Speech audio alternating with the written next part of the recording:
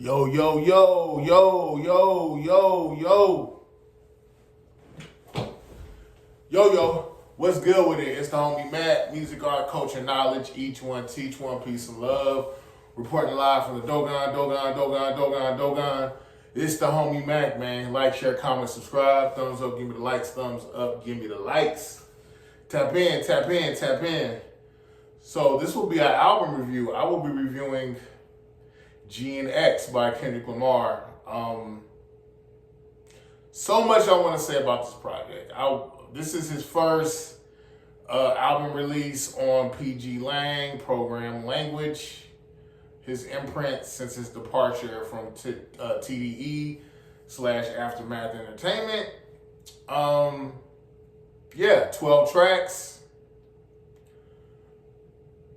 Whacked Out Murals is the first song. I think it's dark, ominous, eerie, but it's West Coast. Sonically, I think this album is a good set-off for this whole pop-off, set-off for this whole project. The bars are there. He addresses, in Whacked Out Murals, he addresses Lil Wayne, the Super Bowl situation. He addresses the homie Nas. By the way, I got a song dedicated to Nas called Legendary Nas Shit, the homie Mac Warbucks. I got a shameless self-plug. But anyway, he said Nas congratulated him. Salute to the OG Nas.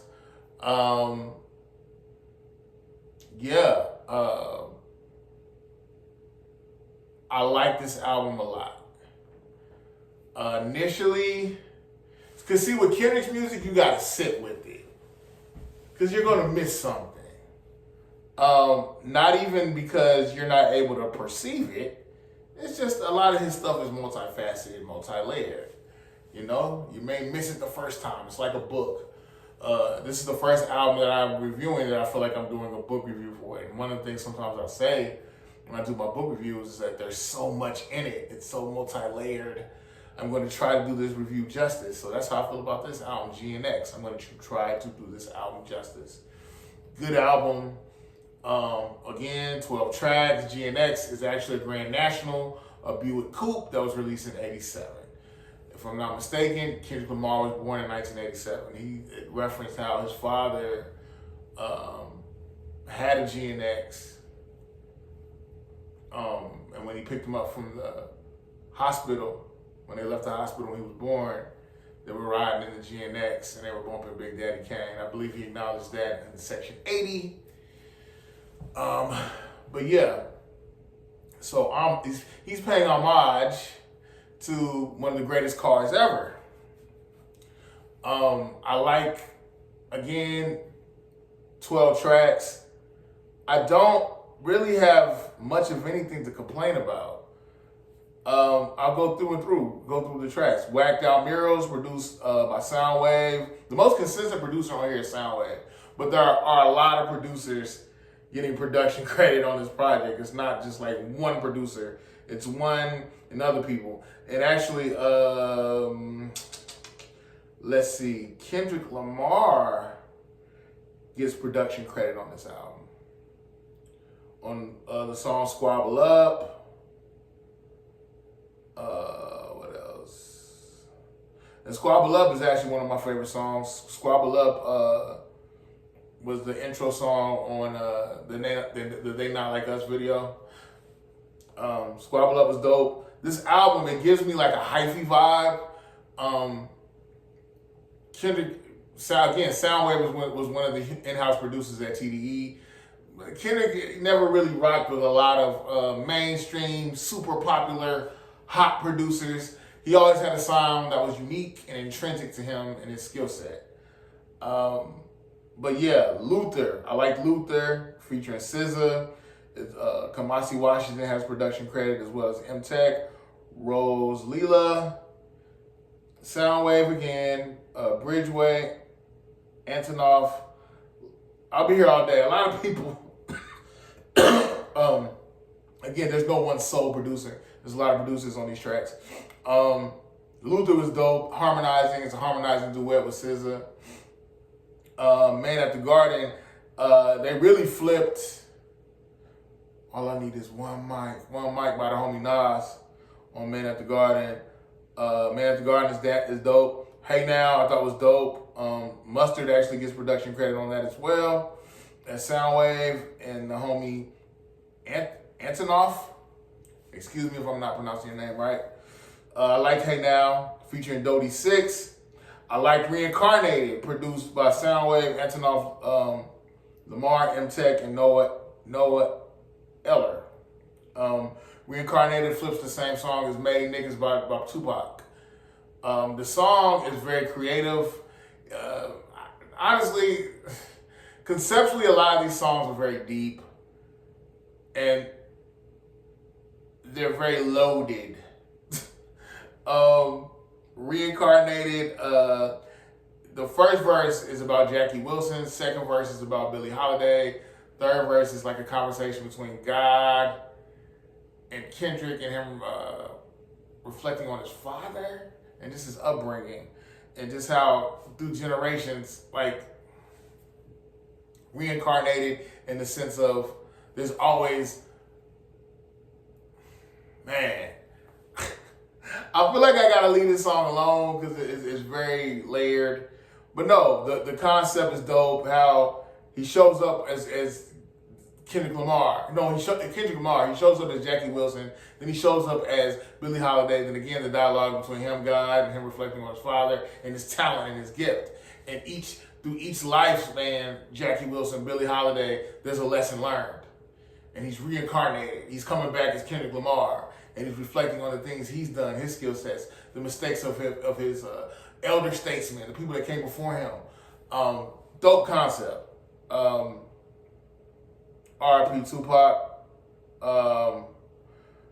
TV Off. TV Off is dope, featuring Lefty Gunplay. Lefty Gunplay pretty much did the hook. He didn't really rap on it.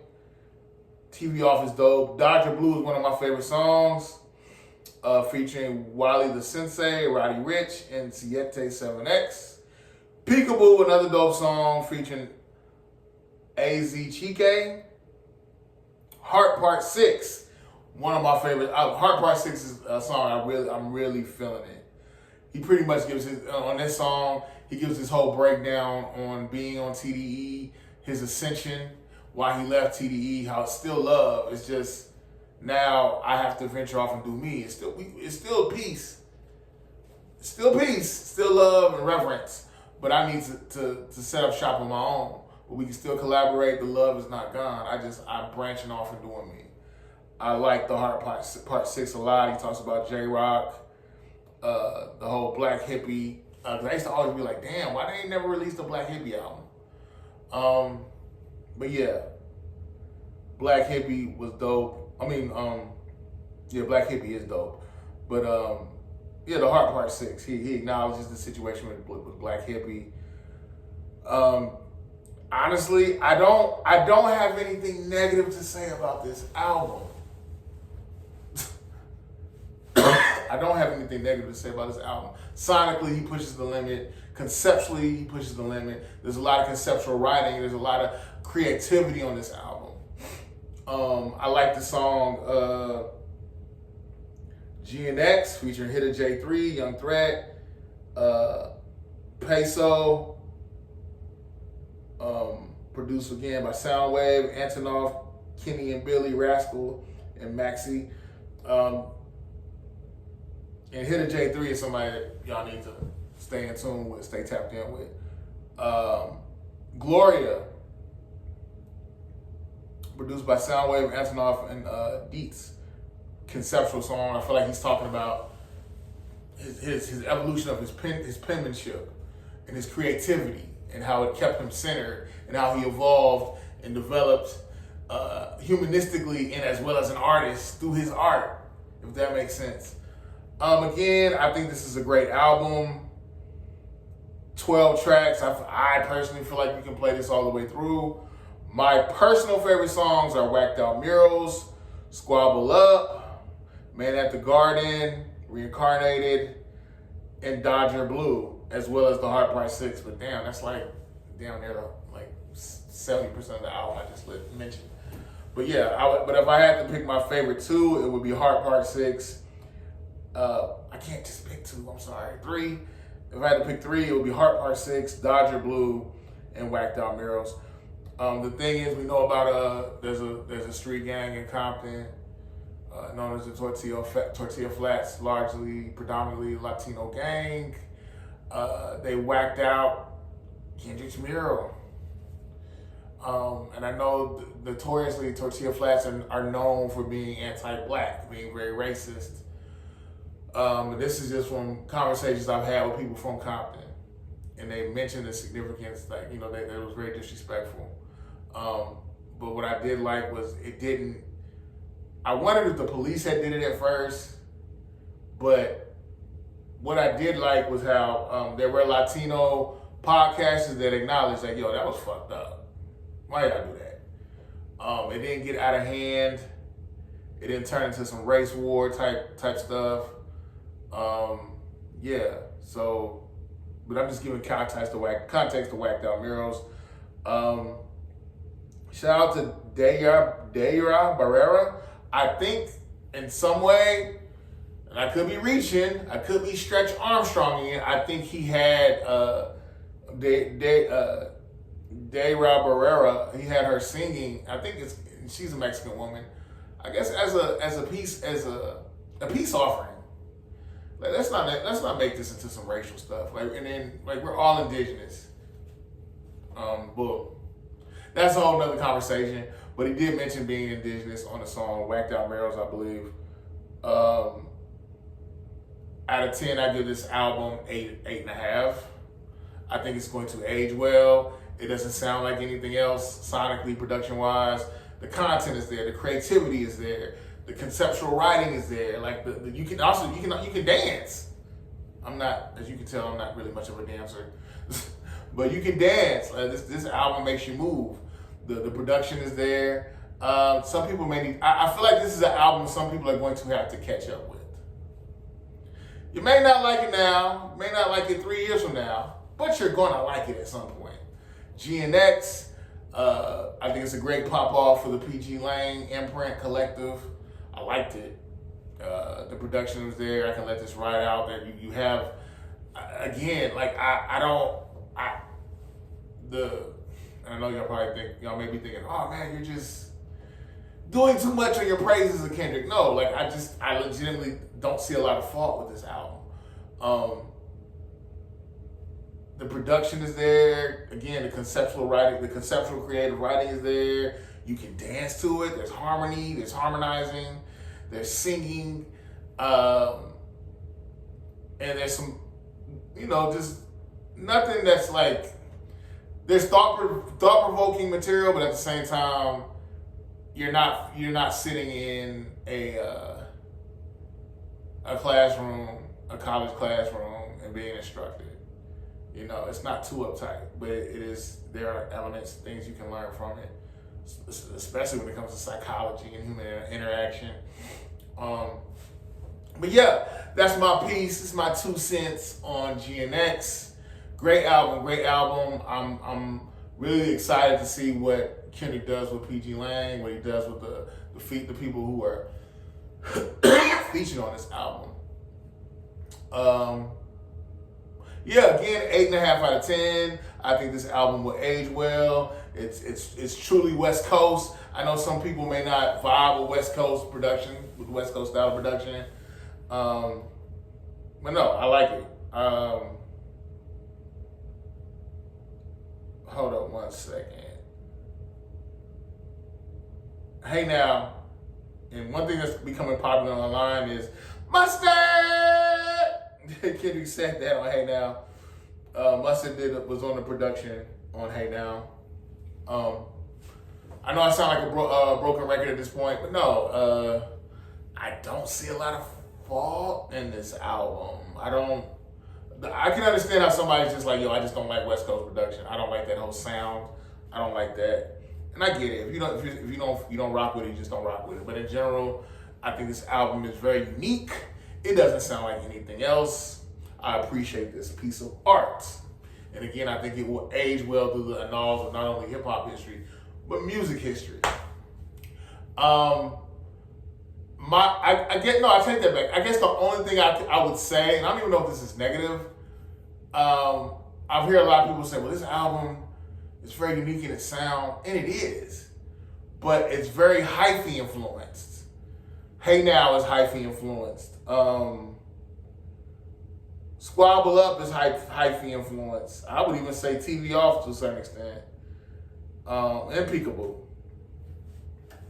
I don't know. I don't feel like he's trying to swagger jack the Bay, but I mean, he is a native Comptonian. Did they say Comptonian? I don't know. He's from Compton. So no, it's not like he's swagger jacking or culture vulturing. But no,